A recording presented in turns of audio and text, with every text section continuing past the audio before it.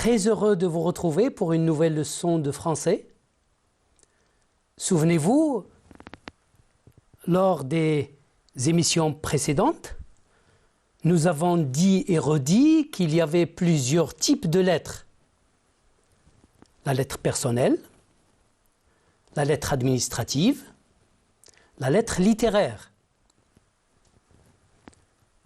Nous avons déjà étudié la lettre personnelle, qui nous laisse une certaine liberté quant au choix de la langue, de la présentation et même du papier à utiliser. La lettre administrative, elle, est plus contraignante. Elle exige une forme conventionnelle déterminée, une langue soutenue et une forme de papier. La lettre littéraire, c'est ce que nous allons étudier prochainement. Mais en attendant, je vous présente aujourd'hui une leçon sur une variante de la lettre administrative. Il s'agit de la lettre de demande d'emploi et du document qui l'accompagne et la complète, le curriculum vitae. Voici les objectifs de cette leçon. Regardez. Objectif numéro 1. Étudier la structure d'une lettre de demande d'emploi. Deuxième objectif. Étudier la composition et la présentation d'un curriculum vitae. On dit aussi CV. C'est plus court. Observons et analysons. Regardez cette belle page. Souvenez-vous. Et oui, regardez le cadre rouge, le cadre vert, le cadre bleu. Cela vous rappelle-t-il quelque chose? Et oui, ce qui est en rouge porte le nom d'en-tête, c'est l'en-tête de la lettre administrative. Ce qui est en vert, c'est le corps de la lettre administrative, très bien. Et ce qui est en bleu, c'est le nom du signataire ou de l'expéditeur, rappelez-vous. Voilà, regardez le nom, la date, l'objet de la lettre, demande d'emploi, il y a même des références ici. Et puis, monsieur le directeur, la formule d'appel ou d'appellation, comme vous voulez, suite à votre annonce du 6/3/2008, la formule d'attaque, et puis le corps de la lettre. Bien, je vous rappelle le schéma donc de cette lettre, cette demande d'emploi. Regardez, suite à votre annonce du 6/3/2008 dans le journal des jeunes, j'ai l'honneur de vous adresser ma candidature pour le poste de secrétaire dans votre service commercial. Très motivé, je joins à ma demande mon curriculum vitae et je me tiens à votre disposition pour un futur entretien. Je vous prie d'agréer, monsieur le directeur, l'expression de mes sentiments respectueux. Et oui, rappel de la structure de la lettre administrative. Là, nous avons le lieu et la date. Ici, nous avons nom ou qualité et adresse de l'expéditeur.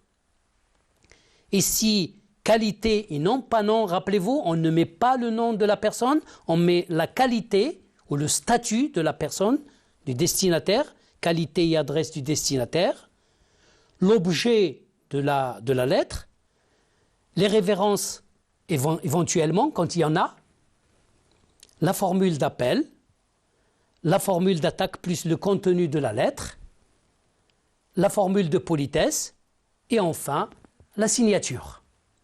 Bien, voilà pour ce qui est de la structure de la demande d'emploi. Nous allons maintenant étudier et analyser la structure et la composition du CV, du curriculum vitae. Alors pour cela, je vous présenterai une définition, la présentation du CV et bien évidemment quelques conseils quant à la préparation et à la rédaction du CV. Définition. Dans cette définition, il y aura 3 parties. Qu'est-ce que c'est? Qu'est-ce que c'est qu'un CV? À quoi ça sert? Pourquoi on écrit un CV? Comment on l'utilise? Et puis comment le faire? Comment le rédiger? Comment le préparer? Pour cela, je vous propose une entrée du dictionnaire Larousse, dictionnaire encyclopédique illustré. Regardez bien, ce qui est en jaune entre 2 crochets rouges, c'est la prononciation du mot ou de l'expression curriculum vitae. Quand vous prenez un dictionnaire de langue, vous avez entre crochets, tout à fait au début, la prononciation. Vous aurez l'occasion d'étudier l'API, c'est-à-dire l'alphabet phonétique international, qui vous permettra de prononcer tous les mots que vous ne connaissez pas. Alors, curriculum vitae, ou CV, c'est un nom masculin invariable. Curriculum vitae sont des mots latins. Cela veut dire chemin de la vie, carrière de la vie, résumé de la vie. Alors la définition, c'est un document indiquant l'état civil, les études, les aptitudes professionnelles d'une personne qui fait acte de candidature, qui se présente à un concours, à un emploi, qui demande un emploi. Voilà donc la définition du CV. Maintenant, à quoi ça sert? Il permet à l'employeur de choisir parmi les candidats celui ou celle dont le profil, âge, aptitude, expérience, formation, etc., convient le mieux au poste ou à l'emploi offert. Bien évidemment, quand on demande un emploi, il faut bien savoir qu'on n'est pas seul à demander cet emploi. Il y en a d'autres. Et bien entendu, les meilleurs seront choisis. D'où la nécessité de bien soigner, on y reviendra, sa demande d'emploi et son curriculum vitae. Maintenant, comment le faire? C'est pourquoi il doit contenir toutes les informations utiles et être clair, précis, concis et complet. Nous y reviendrons.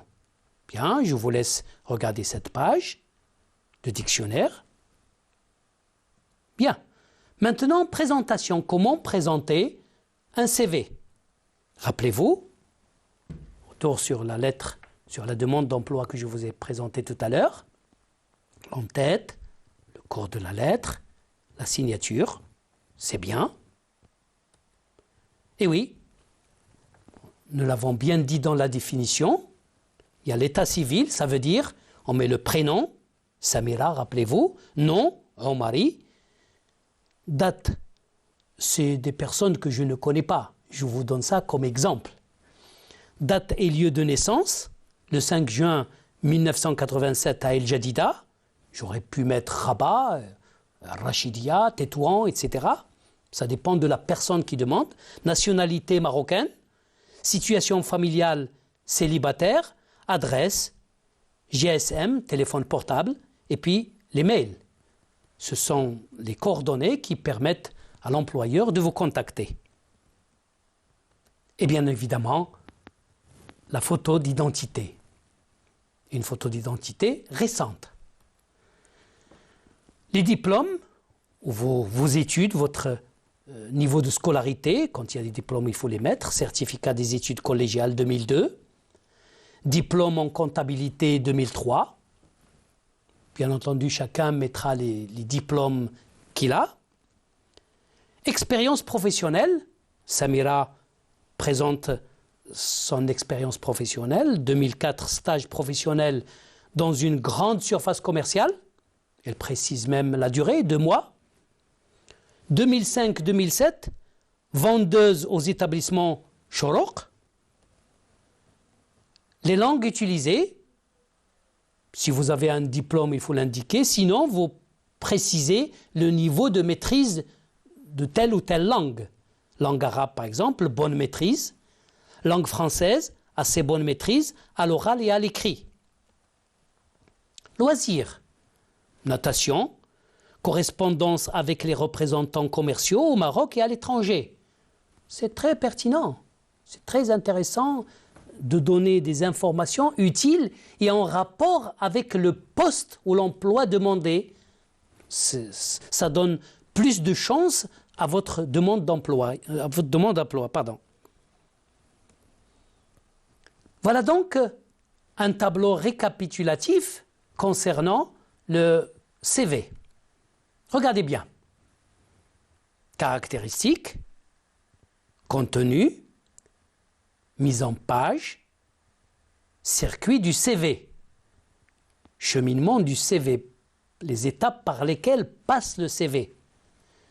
Alors, le CV doit être convaincant, il doit être rédigé clairement, dactylographié ou saisi à l'ordinateur et paginé. Quand ça dépasse une page, il faut le paginer, cela facilite la lecture de votre CV. Le contenu, l'identité, votre identité, vos diplômes, votre expérience professionnelle et votre expérience extra-professionnelle et qui peut aller avec le poste demandé ou l'emploi demandé. Mise en page, bien évidemment, ça va de soi. Il faut respecter les règles typographiques, plus la mise en page. Il faut que ça soit suffisamment aéré, bien écrit. Papier blanc. Circuit du CV, vous rédigez votre CV, vous l'envoyez, il sera étudié. Et s'il est maintenu, si la réponse est favorable, à ce moment-là, on vous convoquera pour un entretien, auquel bien évidemment, il faut se préparer aussi. Quelques conseils, que ce soit au niveau de la rédaction de la demande d'emploi ou de l'élaboration d'un CV. Conseils, pourquoi ces conseils? Avant, pendant, après. Avant, il faudrait réunir les informations nécessaires sur le travail offert, sur l'employeur ou sur la société qui lance l'offre d'emploi. Cela vous permettra d'avoir plus de chances d'obtenir le travail demandé. Pendant la rédaction, l'élaboration de la lettre de demande d'emploi et du CV, rédigez de façon concise, précise et sans faute de langue. Les fautes de langue dans un CV ou dans une lettre de demande d'emploi, c'est fatal, à éviter. Faites ce qu'il faut pour que votre demande d'emploi ne porte pas de faute de langue. Vous pouvez même faire lire par quelqu'un que vous connaissez, il n'y a pas de mal à cela. C'est vous qui rédigez la lettre, c'est vous qui rédigez le CV, mais vous pouvez faire vérifier par quelqu'un d'autre, il n'y a pas de mal à cela, bien au contraire. Bien, donc en précisant, en évitant les fautes, cela vous permettra d'aller à l'essentiel. Après, c'est très important, se préparer pour un éventuel entretien. N'attendez pas la réponse pour vous mettre à vous préparer, à chercher les informations. Faites comme si votre demande était acceptée. Et cela vous permettra le jour de l'entretien, de l'éventuel entretien, vous pouvez être plus à l'aise et bien évidemment plus convaincant que d'autres. Ce qu'il faudrait éviter un CV manuscrit. Évidemment, la lettre de demande d'emploi doit être manuscrite et je vous expliquerai tout à l'heure pourquoi. Mais le CV doit être dactylographié et il faut prendre soin de ce CV. C'est votre image. Évitez les ratures. Je l'ai dit mais je le répète. Les fautes d'orthographe et de construction. Les mensonges, attention, soyez sincères dans votre exposé, dans votre CV. Dites ce que vous savez faire, ce que vous pouvez faire, qui vous êtes, sans plus. Évitez les CV longs, c'est fastidieux à lire et donc il risque de ne pas être pris en considération. Ciblez. Évitez les feuilles de couleur. Retenons donc, en ce qui concerne le premier objectif, la structure de la demande d'emploi. Le lieu et la date, voilà, je vous laisse ça. Si vous ne l'avez pas encore pris, je vous laisse le temps de le faire. C'est bon? Je passe à autre chose. Très bien. Le curriculum vitae, ou CV, l'état civil, regardez bien. Je vous laisse même le temps de noter, c'est bien. Nom, prénom, date et lieu de naissance, nationalité, situation familiale, coordonnées, ça veut dire adresse, portable, fixe, email, etc. Ce sont vos coordonnées. Études et diplômes, votre niveau de scolarité. Expérience professionnelle, date, lieu et fonction déjà exercées. Renseignements divers, langue parlée, écrite, activités sportives, etc. Et je vous conseille encore une fois de donner des indications qui vous donnent plus de valeur, qui donnent plus de valeur à votre demande d'emploi. Et sans oublier, bien entendu, la photo d'identité. Bien.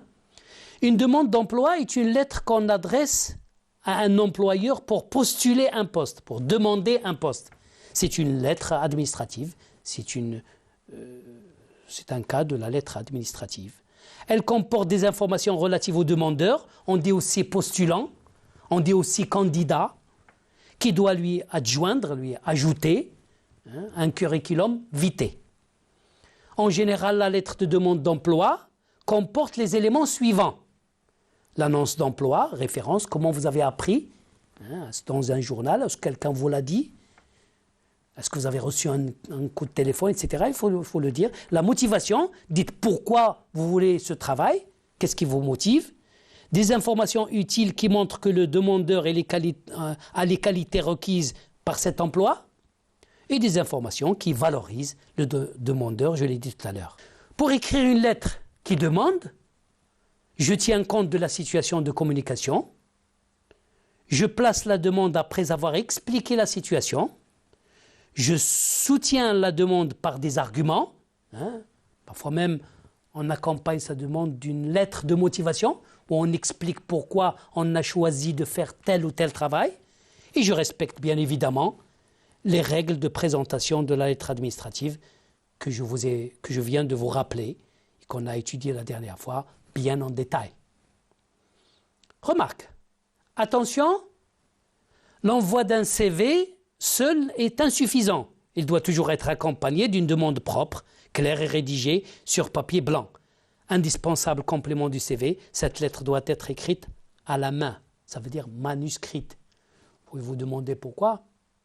Parce que dans certaines sociétés, ils ont des spécialistes, des psychologues qui sont capables de déterminer des traits de caractère à partir de l'écriture. Donc, ne faites pas écrire votre demande d'emploi par quelqu'un d'autre.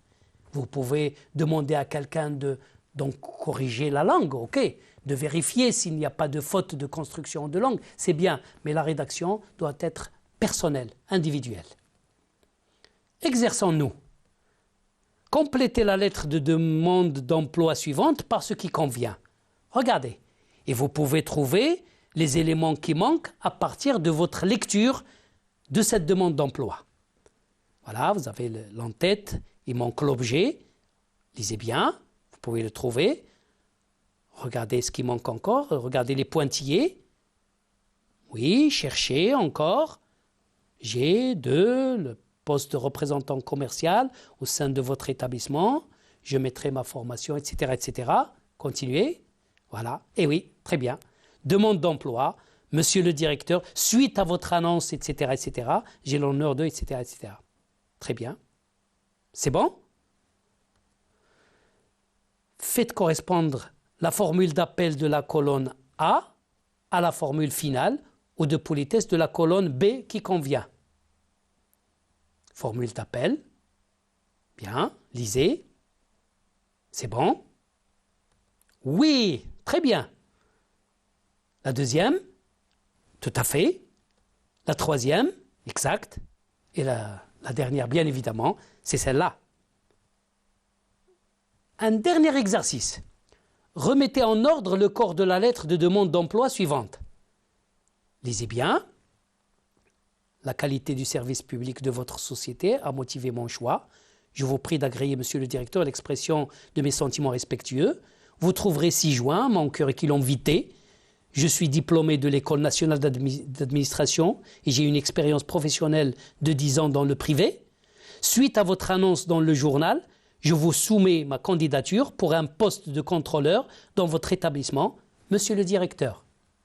Oui, encore un petit moment. Bravo. Regardez bien. Voilà la formule d'appellation, monsieur le directeur, suite à votre annonce, etc., etc. Bien, j'espère que vous avez apprécié cette leçon, qui va certainement vous servir dans votre vie et dans la vie des membres de votre famille. Je vous remercie. Il y a une prochaine leçon. Au revoir.